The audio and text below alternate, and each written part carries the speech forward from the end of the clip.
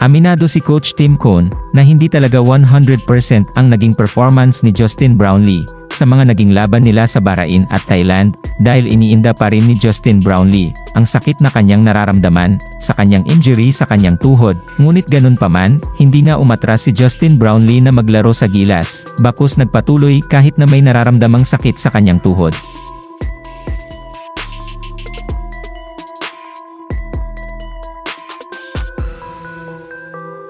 Pero kahit nakakaramdam na ng sakit, si Justin Brownlee, very professional pa rin, at hindi nagpapakita ng kahinaan, at gusto talaga na makatulong sa laban ng Gilas Pilipinas. Kung tutuusin, pwede naman umayaw si Justin Brownlee sa Asian Games, dahil hindi pa talaga magaling ang kanyang tuhod sa injury.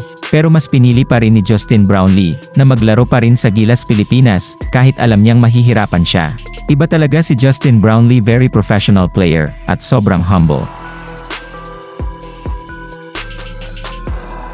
At kahit nga mga coach at sports analysts humanga kay Justin Brownlee, ang maganda daw kasi kay Justin Brownlee, hindi makasarili at umiikot ang bola, hindi daw sa kanya lang ang score. Napakasarap daw panoorin ni Justin Brownlee, at fit na fit talaga sa sistema ni Coach Tim Cone sa Gilas Pilipinas.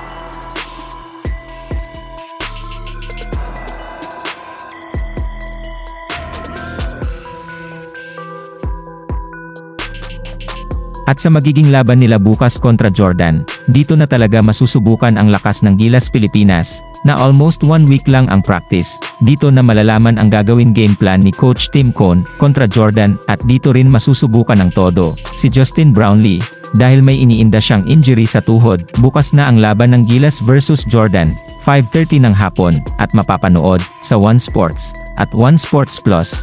Kaya naman suportahan natin ang Gilas Pilipinas sa kanilang laban.